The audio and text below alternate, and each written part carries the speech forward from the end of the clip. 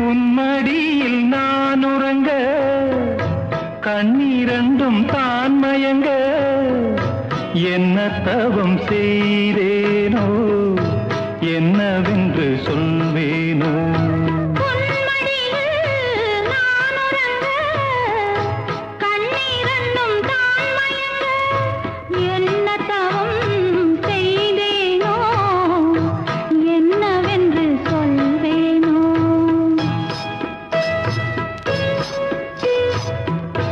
ஏழ் பிறப்பும் இணைந்திருக்கும்